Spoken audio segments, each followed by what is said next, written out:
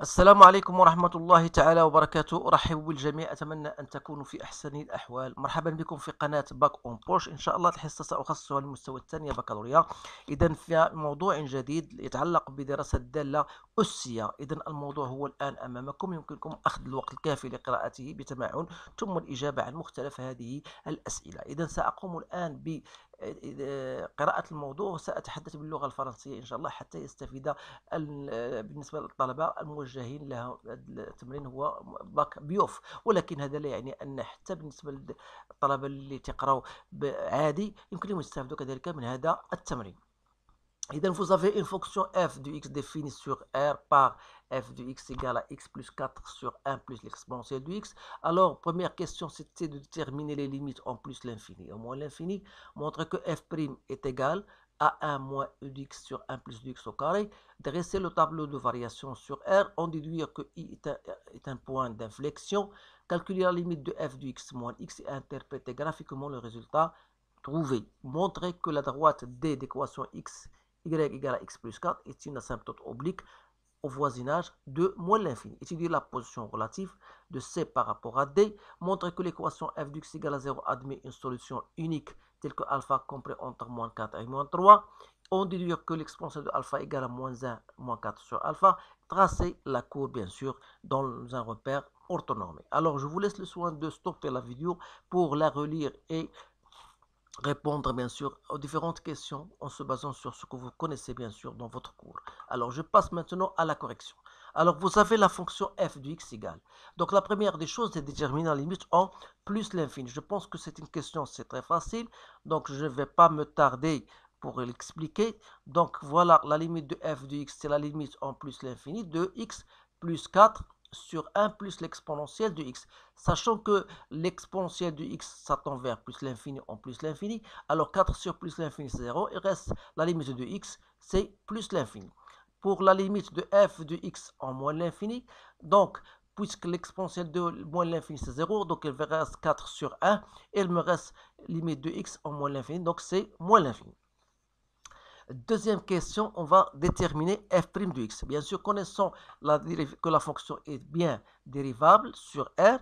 Donc, f' de x, je passe directement à la dérivation. La dérivée de x, c'est 1 plus 4 fois la dérivée de 1 sur 1 plus exponentielle de x, qui est égal à moins exponentielle de x sur 1 plus l'exponentielle de x au carré. Donc, voilà, c'est 1 plus l'exponentielle de 2x plus 2 l'exponentielle de x moins 4 exponentielle de x sur 1 plus l'exponentielle de x, le tout au carré. Donc j'ai mis au même dénominateur. Donc, et je vais simplifier maintenant. Donc il reste l'exponentielle de 2x moins 2 exponentielle de x plus 1 sur l'exponentielle de x plus 1, le tout au carré. Ça, c'est une forme bien sûr connue et remarquable. C'est l'exponentielle de x moins 1 au carré, ou bien c'est 1 moins l'exponentielle de x au carré. C'est la même chose. Donc, pour bien traiter, on a la même expression que celle qu'on nous a donnée. Alors, bien sûr, voilà pour la dérivée. Maintenant, on va dresser le tableau de variation. Alors, pour dresser le tableau de variation, il suffit de remarquer que quel que soit x appartenant à R, cela est supérieur ou égal à 0. Ça veut dire que votre tableau de variation aura cette allure-là, x, f' de x, f de x. Alors, c'est R. Alors, la dérivée, elle s'annule au point 0, parce que l'exponentielle de 0 est égale à 1 et 1 moins 1, c'est 0. Donc, voilà, ça veut dire que vous aurez une demi-tangente ici au point 0. Puisqu'il est positif, donc voilà, ça veut dire, voilà votre tableau de variation. Donc, moins l'infini plus l'infini. Alors, il faut chercher f de 0 est égal à 2. La troisième question, c'était on déduire que I est un point d'inflexion. Alors, ça, c'est une question qu'il faut même, ça saute aux yeux, puisqu'ici, lorsque vous aurez un tableau de variation de cette allure-là, positif ou bien négatif des deux côtés, alors il s'agit bien sûr que ce point-là est un point d'inflexion. Mais il faut quand même l'expliquer. Donc, si vous cherchez l'image de moins l'infini jusqu'au 0, donc c'est quoi? C'est moins l'infini d'après le tableau de variation. Donc, ça veut dire que f de x est inférieur à 2. Alors, pour chercher l'image de 0 plus l'infini, ça sera 2 plus l'infini, ça veut dire que quel que soit x appartenant à cet intervalle, f de x est supérieur à 2. Alors, on peut dire que pour expliquer bien sûr ces choses-là correctement, donc si je cherche f0, donc f de 0 est égal à 2, donc vous aurez ici une demi-tangente horizontale. Alors, si vous remarquez bien sûr, elle passe de moins l'infini à plus l'infini, donc vous avez une courbe de cette allure-là. Je ne sais pas, donc voilà. Alors, ça veut dire quoi? Ça veut dire que la courbe C de f, elle traverse sa tangente en I. Ce qui prouve que I donc est un point d'inflexion. Donc voilà la réponse pour cette question-là. Mais c'est une question rare à se poser, mais quand même il faut savoir le poser. Ou bien il y a une autre méthode, il faut chercher la dérivée f seconde et déterminer là où il s'annule. Mais cette question ne vous a pas, ne vous est pas posée parce qu'on vous dit en déduire, c'est-à-dire en déduire de votre tableau de variation. Alors il faut bien comprendre les questions. Maintenant je passe à la question 3. Calculer limite de f de x moins x. Donc limite de f de x moins x en plus l'infini. Donc c'est quoi? C'est la limite en plus l'infini de 4 sur 1 plus l'exponentielle de x. Alors 4 sur plus l'infini égale à 0, ce qui prouve que la droite delta d'équation y égale à x, c'est une asymptote oblique. Voilà. Donc il faut terminer la phrase. Oblique au voisinage à CF, bien sûr, bien de CF, au voisinage de plus l'infini. Alors, parce qu'on a deux asymptotes obliques, donc voilà pour la question 3. Pour la question 4, il faut montrer que c'est une asymptote oblique au voisinage de moins l'infini. Donc il faut chercher d'abord f de x moins x plus 4, qui est égal à quoi? Est égal à 4 sur 1 plus l'exponentielle de x, moins x. Donc on va simplifier par x, il reste moins 4. Alors, en faisant au même dénominateur, je peux dire, voilà, 4 sur 1 plus l'exponentielle de x moins 1, ou plutôt, c'est 4, l'exponentielle de x, on aura moins 4 exponentielle de x sur 1 plus l'exponentielle de x. Et limite de f de x moins x plus 4, lorsque tend vers moins l'infini, l'exponentielle de moins l'infini, c'est 0. 0 sur 1, c'est 0. Ce qui prouve que la droite d'équation y est égale à x plus 4.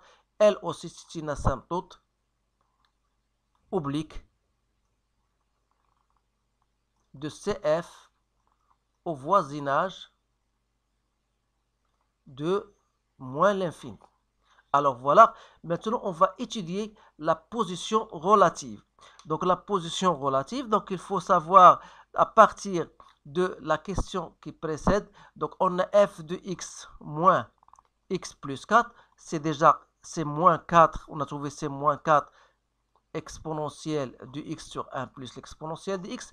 Étant donné que l'exponentielle est toujours positive, donc ce terme-là, il est positif, donc il reste fois moins 4, donc il est négatif. Ça veut dire que f est inférieur à x plus 4, ça veut dire que c de f, la courbe, il sera strictement inférieure au-dessous de la droite D. Donc voilà pour cette question 5. Donc on va passer maintenant à la question 6. Montrer que l'équation f de x égale à 0 admet une solution unique. Alors ça, on doit se baser sur deux choses, ou bien trois choses. C'est-à-dire que la fonction en question est une fonction continue sur le domaine d'intervalle R. Et on a trouvé qu'elle est croissante. Ça, c'est la monotonie de la fonction. Quand même, il faut chercher l'image de R qui est d'après le tableau de variation, c'est aussi moins l'infini plus l'infini. Et comme 0 appartient à cette image, ça veut dire qu'il existe un certain alpha appartenant à R tel que f de alpha égale à 0. Alors ça, on a répondu parce qu'on vous dit, voilà, admet une solution unique et que. Alors d'autre part, on a f de moins 4 fois f de moins 3, elle est négative. Alors, je ne vais pas casser ma tête pour chercher les valeurs par utilisation de votre tableau calculatrice, vous pouvez vous assurer vous-même. Alors, une fois ceci est fait, donc on dit il existe un certain alpha appartenant à l'intervalle moins 4, moins 3, tel que f de alpha égale à 0. Alors voilà la réponse pour cette question-là. Alors si je passe maintenant à la question 7, je pense, la question 7, on déduit que l'exponentielle de alpha égale. Alors, comment on va répondre à cette question? D'après ce que nous avons vu, on a dit qu'il existe un certain alpha tel que f de alpha égale à 0. Ça veut dire que alpha plus 4 sur 1 plus l'exponentielle de alpha, ça c'est f de alpha, égale à 0. C'est-à-dire que 4 sur 1 plus l'exponentielle de alpha égale à moins alpha. Autrement dit, 1 plus l'exponentielle de alpha égale à 4 sur alpha moins. Et par conséquent, l'exponentielle de alpha est égale à moins 1, moins 4 sur alpha. Donc, c'est une question très simple à refaire.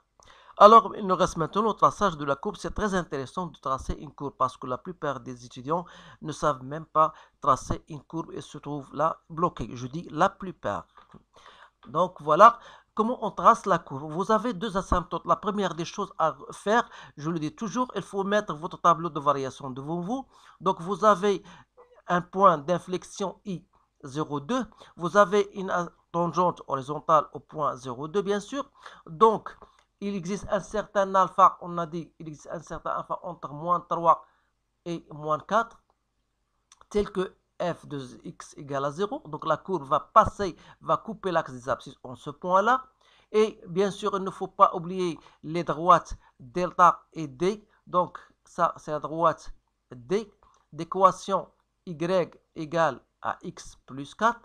Et ça, c'est la droite de delta d'équation y égale à x. On a déjà parlé de la position relative par rapport à d. On a dit que la courbe se trouve au-dessous de d. Donc, vous pouvez vous assurer vous-même. Et ici, bien sûr, vous pouvez même vous assurer que la droite, ou bien la courbe, elle est au-dessus de la droite y égale à x. Il suffit de faire f de x moins x, mais cette question n'était pas demandée, donc ce n'est pas la peine de vous casser la tête. Alors, bien sûr, les droites sont parallèles. Pourquoi? Parce qu'ils ont le même coefficient directeur. Donc, voilà votre courbe, grosso modo, ou votre courbe. Essayez de la refaire. Vous pouvez choisir d'autres points si vous voulez, mais l'allure, c'est exactement celle-là. Alors, je vous remercie de votre attention. Si vous voulez bien sûr rechercher d'autres problèmes plus difficiles que cela, je l'ai déjà sélectionné moi-même à partir des examens qui sont lancés dans des pays différents. Donc, je l'ai regroupé dans ma playlist. Donc, essayez de les revoir si vous voulez bien sûr vous familiariser avec ce genre de questions. Alors, je vous souhaite une bonne chance et je vous dis à bientôt.